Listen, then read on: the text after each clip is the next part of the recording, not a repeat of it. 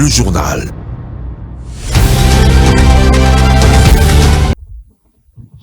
Il est 19h sur ce plateau, mesdames et messieurs, bonsoir et bienvenue dans cette grande édition du journal sur Mondico Télévision. Tout de suite, les titres.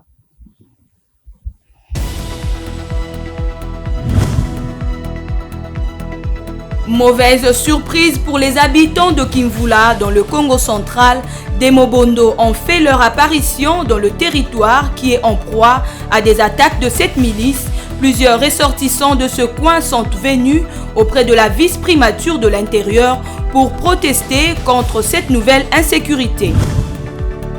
Coup de théâtre dans la lutte contre les enlèvements qui se multiplient dans la capitale Kinshasa. La base des données d'enregistrement des transports en commun est perdue. C'est la police nationale congolaise, PNC, qui accuse l'hôtel de ville d'être responsable de cette inestimable perte d'informations nécessaires et capitale pour traquer les kidnappeurs. La Commission électorale nationale indépendante, CENI, annonce qu'elle ne procédera à aucune prolongation du délai prévu pour le dépôt des candidatures à la députation. À tous les concernés de s'en tenir au strict respect du calendrier de la centrale électorale.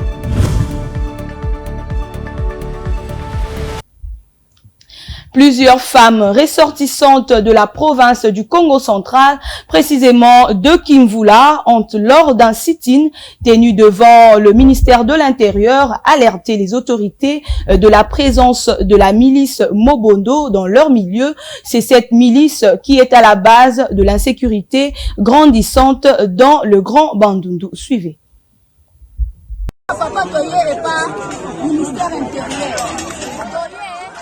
Nous sommes venus auprès du ministre de l'Intérieur afin de plaider notre cas. Chez nous, dans le Congo central, dans le territoire de Kimvula, au secteur Lula, les Mobondo ont fait irruption. Ils violent, tuent les chefs de groupement, ils tuent les gens. Ils ont incendié de villages qui ressemblent aujourd'hui à des déserts. Nous sommes venus ici pour voir les autorités afin qu'ils plaident pour nous. Nous partageons une frontière commune. Nous, les Mbeku, et les Yaka, ainsi que le Teki. La voie que nous utilisons pour l'évacuation de marchandises est celle-là. Nous sommes à la recherche de la solution. Les commerçants souffrent. Par le territoire de Kimvula, ils peuvent se dissimuler dans tout le Congo central. Voilà pourquoi nous sommes là.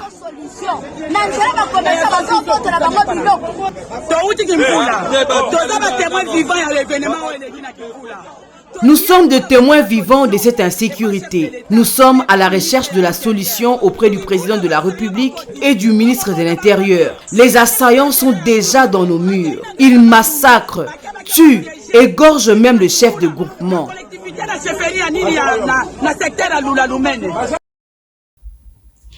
Kidnapping dans la ville de Kinshasa, la police accuse l'hôtel de ville de Kinshasa d'avoir perdu la base des données des enregistrements des taxis communément appelés Ketch, taxibus et motos. Le commissaire provincial de la police ville de Kinshasa, Silvano Kasongo Kitenge, l'a annoncé lors d'une communication avec ses troupes au stade des Martyrs, laquelle base des données devrait servir à la traque des criminels auteurs des enlèvements. Ranta lui est là pour plus de détails. Le commissaire provincial de la ville de Kinshasa, Silvano Kasongo Kitenge, a révélé que l'hôtel de ville de Kinshasa ne dispose plus de la base de données de tous les véhicules faisant le transport en commun dans la capitale congolaise. C'était lors de sa récente communication au stade de Martyrs devant ses troupes. D'après Silvano Kasongo, ces données d'enregistrement de taxis, taxibus et mototaxis devraient faciliter la traque des criminels autour d'enlèvements et kidnapping. Depuis quelques semaines, la capitale de la République démocratique du Congo, Kinshasa, fait face à une augmentation alarmante de cas de kidnapping. Le commandant de la police de Kinshasa ne se dit pas découragé face à cet incident malheureux et réitère sa détermination dans la protection des civils ainsi que de leurs biens dans la juridiction sous son contrôle. Il faut rappeler que, depuis un temps, les Kinois s'abstiennent de monter à bord de taxis appelés communément Ketch à cause des enlèvements devenus monnaie courante et préfèrent prendre le bus Mercedes 207 dénommé Esprit de mort. Et là aussi, ils ne sont pas épargnés du tout. que l'État prenne ses responsabilités. Selon le général Silvano Kasongo, les agents de l'administration Ngobila ont rapporté à la police que la personne qui s'occupait de la gestion liée aux taxibus, taxis et taxi-moto s'est envolée chez lui en Afrique du Sud avec toutes ces données de base sous les effets de la colère. Parlons CENI à présent. Dans un communiqué rendu public le dimanche 2 juillet 2023, la CENI prévient à toutes les parties prenantes au processus électoral qu'il n'y aura pas de prolongation pour la réception et le traitement des candidatures pour les élections législatives nationales prévues du 26 juin au 15 juillet 2023. Rantaluela nous en dit plus. Conformément à son calendrier, la Commission électorale nationale indépendante CENI dispose de 20 jours, soit du 26 juin au 15 juillet, pour la réception et traitement de candidatures pour les élections législatives nationales prévues au mois de décembre de l'année en cours. Quelques jours après le lancement de cette opération, la CENI a tenu à prévenir les parties prenantes au processus électoral en cours qu'il n'y aura pas de prolongation pour cette étape importante du processus électoral, a prévenu la CENI dans un communiqué rendu public le dimanche 2 juillet 2023. La CENI invite les uns et les autres à tout faire pour que leur dossier des candidatures soit conforme aux exigences légales et déposé dans le délai dans les différentes circonscriptions où ils désirent postuler. À cet effet, elle rappelle que le frais de dépôt de dossier des candidatures ou de cautionnement sont fixés à 1 600 000 francs congolais par siège pour l'élection de députés nationaux conformément aux dispositions des articles 121 de la loi électorale, ajoute les communiqués de la centrale électorale. Les opérations sont programmées conformément au calendrier électoral 2023-2024 rendu public le 26 novembre 2022, dont les grandes opérations sont normalement la constitution du fichier électoral, l'opération et des réceptions et des traitements des candidatures au scrutin direct, l'organisation de scrutins directs et indirects, l'élection de gouverneurs ainsi que celle de sénateurs.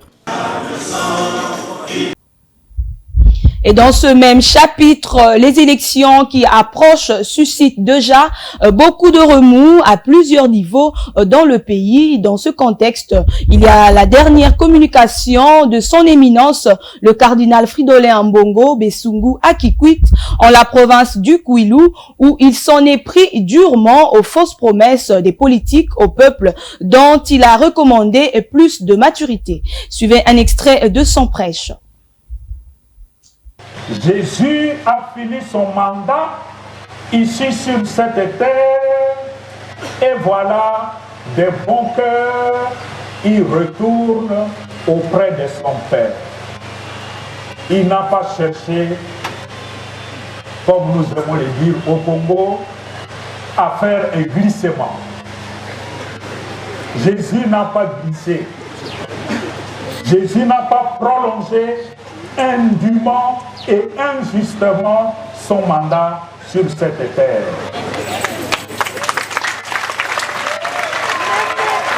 Mission accomplie, on s'efface et on laisse le temps aux autres. N'ayez pas peur, disait le pape Jean-Paul II. N'ayez pas peur. Et tous ces êtres mortels, ces êtres humains qui essayent de vous faire peur ne sont que de mortels comme nous. Et ils finiront tous dans le cercueil comme nous.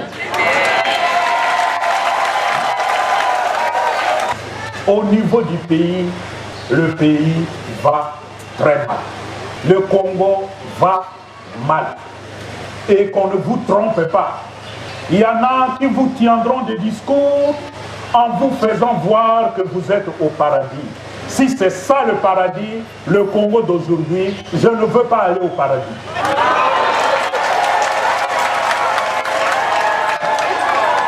Au niveau de notre province de Kwilu, mais rien qu'en faisant le voyage, jusqu'ici, nous constatons que notre province a beaucoup de défis à relever. Et la réalité sociopolitique de notre province ecclésiastique nous inquiète énormément. Elle est caractérisée notamment par des tensions entre les différentes couches de la population, que des divisions entre nous dans nos provinces administratives. Nous passons le plus clair de notre temps à nous diviser. Or, Jésus nous avait prévenu, un royaume divisé est un royaume qui va à sa ruine, à sa perte. Comment pourrons-nous développer l'ensemble de notre province si nous excellons dans l'esprit des divisions? L'ensemble du pays souffre. Mais si nous regardons la réalité de notre province, il y a tellement de misère. La corruption à ciel ouvert, le banditisme urbain, l'état de délabrement très avancé des routes, nous l'avons fait. Si on ne prend pas garde d'ici 2 saisons de pluie, la route de Kinshasa va se couper. Vous, agents de l'État, devant votre porte pour demander des taxes. On nous fait des promesses alléchantes. Et l'année prochaine, il y aura des élections. Il n'y aura pas de glissement. Il y aura des élections.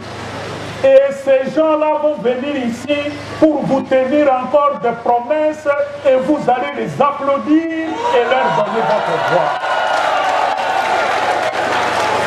Depuis toutes les promesses qu'on nous avait fait miroiter autour de la construction du barrage de Kakobola. Où est l'électricité de Kakobola? Et le président de la Commission électorale nationale indépendante, Denis Kadima, a échangé le vendredi dernier avec le groupe de 4 leaders de l'opposition, dont Augustin Matata, Délice Sanga, Martin Fayoulou et Moïse Katumbi, qui s'est fait représenter par le secrétaire général d'ensemble. Leur discussion a tourné autour du processus électoral, des revendications qui font que l'opposition ne fasse pas confiance au travail abattu par la centrale électorale. Images et commentaires. Durant plus de 4 heures, les leaders de l'opposition politique se sont entretenus avec les présidents de la Commission électorale nationale indépendante, Denis Kadima. Cette rencontre est organisée dans le but d'explorer ensemble des solutions réalistes pour un processus électoral crédible, transparent et inclusif. Pour Martin Fayoulou, qui a parlé au nom de 4 opposants, il était important de se réunir autour d'une table pour présenter au numéro 1 de la CENI toutes les revendications de l'opposition en vue de trouver des solutions acceptables par tous. Regardez ensemble les conditions réalistes pour avoir des élections crédibles, des élections transparentes, des élections inclusives, des élections apaisées. Nous avons discuté avec lui, nous avons passé en revue tous les problèmes que nous posons, c'est-à-dire problèmes dès le commencement de la loi portant organisation et fonctionnement de la CENI, la composition de la CENI, le problème de la loi électorale, des faiblesses de cette loi, des points de désaccord qui se trouvent dans cette loi. Nous avons parlé de problèmes surtout de la confection du fichier électoral.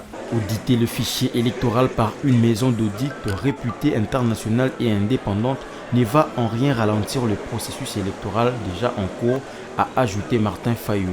Nous avons suggéré au président de la CENI que nous puissions tous avancer. Vous affichez la liste. Les opérations continuent, mais l'audit aussi s'est fait. Si l'audit vient nous révéler que les fichiers étaient corrects, que les fichiers a des faiblesses de 2-3% qu'on peut surmonter, nous sommes d'accord. Mais si l'audit nous dit que ces fichiers n'est pas consommable, il faut prendre ses responsabilités, nous prendrons nos responsabilités. L'audit, nous l'avons demandé et nous l'exigeons. C'est une exigence qu'on ne peut pas mettre de côté. Lui, il va poser la question à la plénière et il reviendra à nous. Pour le cas de la Mouka, Martin Fayulu persiste. Pas de dépôt de candidature à tous les niveaux tant que le fichier électoral ne sera pas un fichier fiable. Ces leaders de l'opposition attendent de la CENI des réponses à leurs desiderata d'ici la semaine prochaine.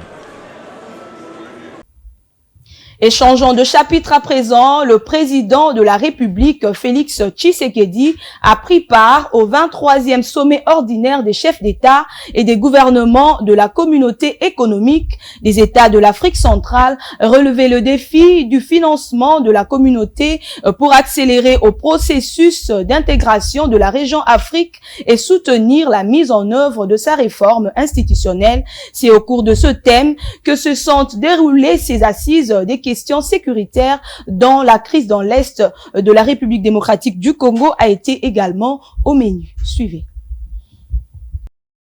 Relever le défi du financement de la communauté pour accélérer le processus d'intégration de la région Afrique et soutenir la mise en œuvre de sa réforme institutionnelle, tel a été le thème central de ces sommets. Le président Tshisekedi et ses homologues ont discuté sur des moyens de renforcer l'unité économique et la coopération entre les États membres avec un accent particulier sur les financements de l'intégration régionale. La réforme institutionnelle de la CEAC est un autre point à l'ordre du jour. Les dirigeants de la CEAC sont appelés à trouver des solutions efficaces pour renforcer l'intégration régionale qui est un catalyseur essentiel pour le développement économique durable. La participation du président Félix Tshisekedi à ces sommets est un signe de l'engagement de la RDC à jouer un rôle actif dans la coopération régionale et le développement économique de l'Afrique centrale. Cela témoigne également de la volonté du président de soutenir la réforme institutionnelle de la CEAC et de travailler en étroite collaboration avec les autres États membres pour relever le défi du financement de la communauté. Les sommets de Libreville a salué le président Félix Antoine Tshisekedi Tshilombo. Il a salué son Excellence Félix Antoine Tshisekedi Tshilombo par les actions menées dans le cadre de sa mission d'accompagnement au processus de transition, conformément au mandat de la session extraordinaire de la conférence des chefs d'État et de gouvernement tenue à Kinshasa le 25 octobre 2022. La République démocratique du Congo étant le plus grand pays de la région en termes de taille et de population, a un rôle significatif à jouer dans la mise en œuvre réussie des objectifs de la CEAC. L'accent mis sur les financements de l'intégration régionale lors des sommets souligne l'importance de l'investissement dans les infrastructures et les programmes de développement pour accélérer l'intégration économique en Afrique centrale. Le président de la République, Félix Tshisekedi, a présidé le vendredi 30 juin 2023 la cérémonie officielle de lancement de l'opération de délivrance de la carte d'identité nationale. C'est le vice-premier ministre, ministre de l'Intérieur et Sécurité qui a livré la première carte d'identité nationale aux premiers citoyens de la République. Les détails avec Viningali Junior. Cette opération a été promise par le chef de l'État dès son accession à la magistrature suprême. Il est aujourd'hui le premier citoyen à recevoir sa carte d'identité nationale en présence de plusieurs officiels du pays au cours d'une cérémonie organisée ce vendredi 30 juin à Kinshasa. Avec le lancement officiel de cette opération, le gouvernement prouve sa détermination à doter le pays du fichier général de la population, une première depuis 1984, soit près de 40 ans passés. Cet événement vient aussi matérialiser la mutualisation des opérations d'enrôlement, d'identification et de recensement de la population voulue par le gouvernement selon son programme d'action 2021-2023. Comme d'aucuns le savent, la dernière carte d'identité émise dans notre pays remonte à 1984, il y a de cela 40 ans. Ainsi, lors de son accession à la magistrature suprême, Son Excellence, Monsieur le Président de la République, chef de l'État, Félix Antoine Tshisekedi Tshilombo, avait promis le ferme engagement avait pris le ferme engagement de doter les citoyens congolais d'une carte d'identité nationale. Chose omise, chose faite ces jours. Le patron de la territoriale a par ailleurs donné plusieurs avantages liés à cette opération de délivrance de la carte d'identité nationale à travers le pays avant d'inviter la population congolaise à s'approprier ces processus. Je m'en voudrais si je ne peux pas citer certains des avantages relatifs à l'opération de l'identification et à la constitution du fichier général de la population, entre autres. La délivrance d'une carte d'identité nationale sécurisée, l'octroi d'un numéro d'identification nationale unique à tous les Congolais, la fin de l'usurpation d'identité congolaise, la détermination du nombre de la population congolaise en République démocratique du Congo, la facilité des calculs du quotient électoral, la sécurisation dans l'accès à certains services dont les transactions bancaires, la téléphonie mobile, les assurances, la sécurisation des documents scolaires et universitaires, j'en passe. À noter que cette opération permettra à chaque citoyen congolais d'avoir une carte d'identité nationale qui répond aux exigences de sécurité et bonne gestion des populations pour la sauvegarde de l'intégrité territoriale et du développement de la RDC. Changeons de chapitre à présent. Le bourgmestre de la commune de Kinshasa, Maître Bienvenu Mbalibimfama, a lancé ce samedi 1er juillet 2023 les travaux d'aménagement d'un espace vert et d'un parc d'attractions au croisement des avenues Kabambar et Huileri, des travaux financés par l'hôtel de ville de Kinshasa en vue de rendre cet espace attrayant. Suivez les détails avec Rose Kindela.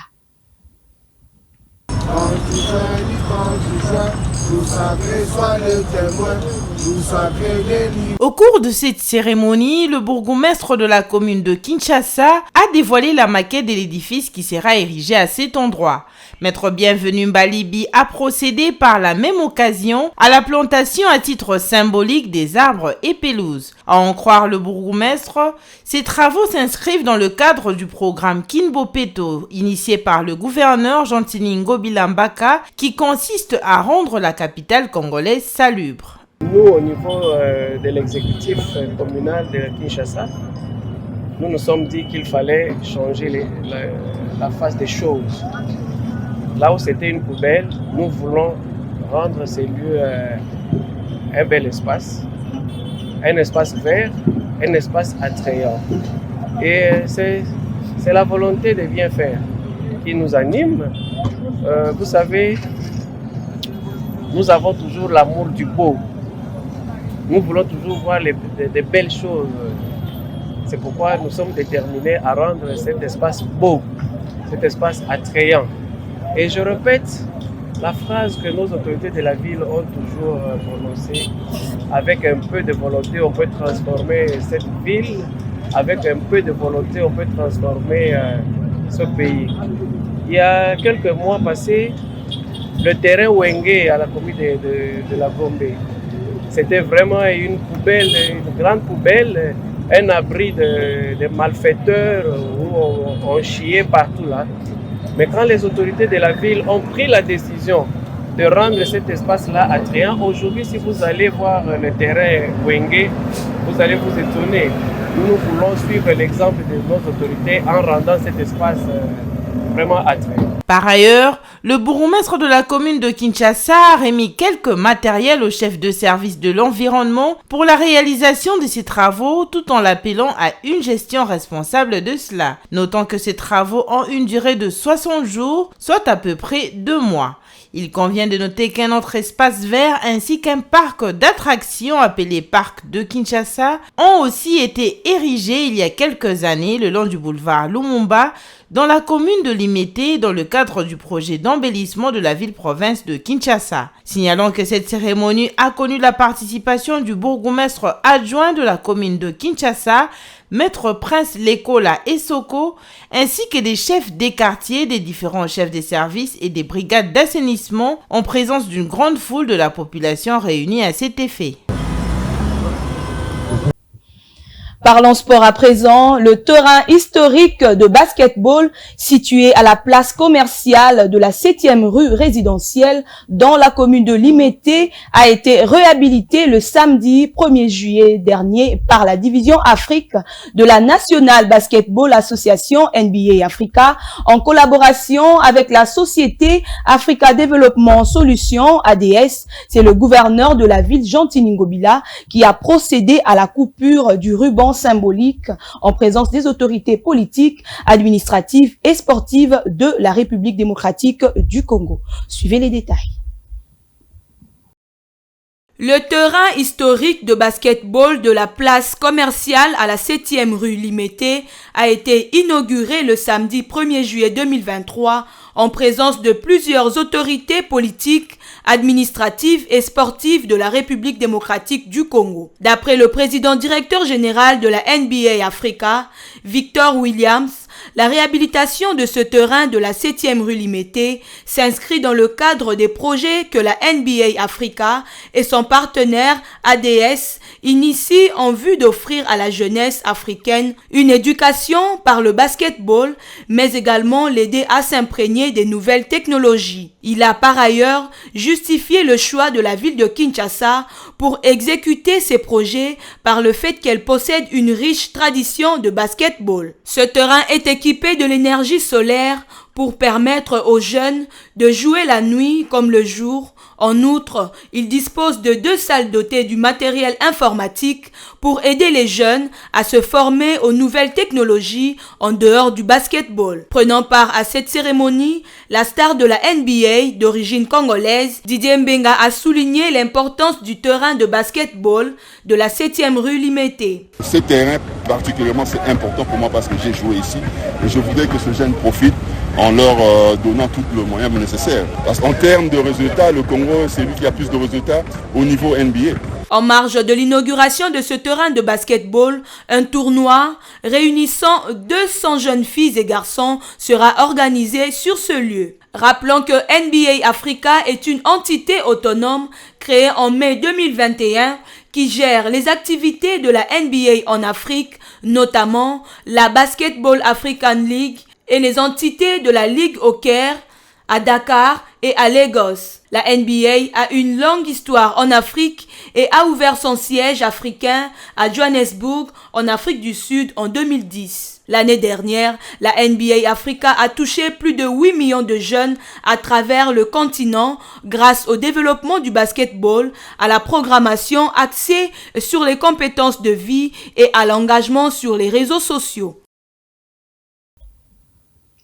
Toujours en sport, une nouvelle fédération sportive a vu le jour le dimanche 2 juillet 2023 pour encourager la pratique du sport dans le monde du travail. Il s'agit de la Fédération congolaise du sport travailliste et amateur FECOSTRA. C'était au cours d'une assemblée générale extraordinaire organisée le même dimanche dans la grande salle de réunion de l'ACP réunissant les membres et travailleurs qu'un comité de pilotage de cette fédération a été mise en place. Bijou Lumuna.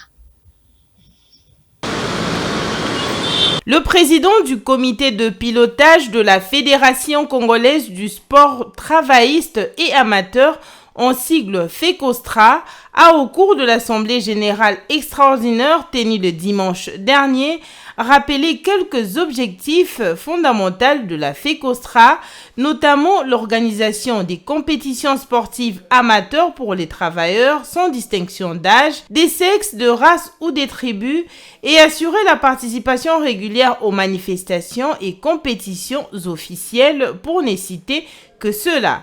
Bienvenue Bakoumania, président du comité de pilotage, dans le rôle de la FECOSTRA et la différence de celle-ci avec d'autres fédérations sportives qui existent déjà en République démocratique du Congo. C'est une fédération qui va encadrer les travailleurs. Cette fédération intéresse principalement ceux qui ont une rémunération, qui ont un travail et qui exécutent un travail quotidiennement.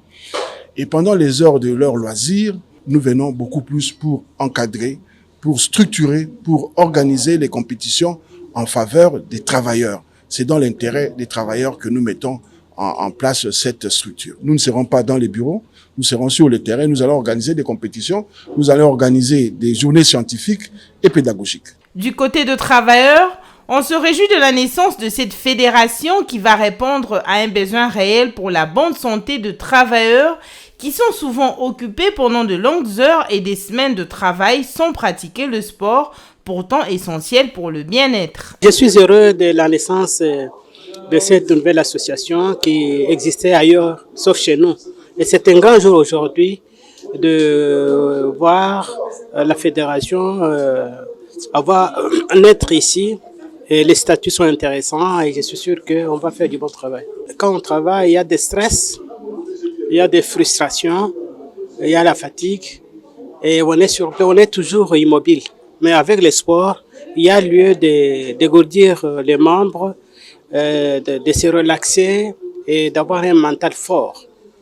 C'est ça ce qu'on leur demande, d'être vraiment sur toutes les semaines, organiser des activités. La création de la FECOSTRA a été votée à l'unanimité par tous les membres présents à cette assemblée générale en présence du représentant du ministre du Sport qui en a pris acte. Il s'y est de rappeler qu'un partenariat sera signé entre la FECOSTRA et Ngandayala dans les jours à venir.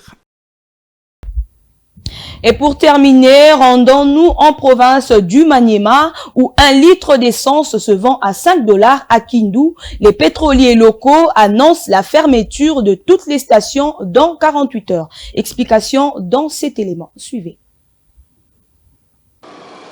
Le prix du litre d'essence chez les revendeurs communément appelés Kadhafi a doublé depuis le vendredi 30 juin 2023 dans la ville de Kindu, chef-lieu de la province du Maniema. Il passe de 5 000 francs congolais il y a seulement quelques jours à 10 000 francs chez certains Kadhafi et à 12 000 francs chez les autres, selon que le vendeur se situe près du centre-ville ou loin de celui-ci. La Fédération des entreprises du Congo FEC Maniema justifie cette montée du prix d'essence sur le fait du mauvais état des routes qui relient la province du Maniema aux provinces de la Tchopo et du Sud Kivu. Entre-temps, de l'avis et projection des pétroliers du Maniema et propriétaires de la plupart des stations-service de Kindu, cette situation va perdurer et conduira à coup sûr à la fermeture totale de toutes les stations dans 48 heures si les autorités n'y prennent garde. Sur terrain, les conséquences se font déjà sentir. Toute course sur les motos qui se payaient à 500 francs est passée à 1000 francs congolais.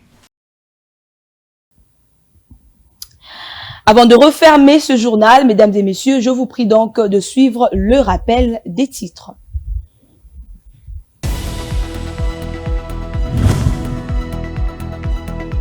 Mauvaise surprise pour les habitants de Kimvula dans le Congo central. Des Mobondo ont fait leur apparition dans le territoire qui est en proie à des attaques de cette milice. Plusieurs ressortissants de ce coin sont venus auprès de la vice-primature de l'Intérieur pour protester contre cette nouvelle insécurité. Coup de théâtre dans la lutte contre les enlèvements qui se multiplient dans la capitale Kinshasa. La base des données d'enregistrement des transports en commun est perdue. C'est la police nationale congolaise, PNC, qui accuse l'hôtel de ville d'être responsable de cette inestimable perte d'informations nécessaires et capitale pour traquer les kidnappeurs. La Commission électorale nationale indépendante, CENI, annonce qu'elle ne procédera à aucune prolongation du délai prévu pour le dépôt des candidatures à la députation à tous les concernés de s'en tenir au strict respect du calendrier de la centrale électorale. C'est par là que se referme ce journal. Mesdames et messieurs, merci de votre attention. Je vous donne donc rendez-vous demain à la même heure. Au revoir.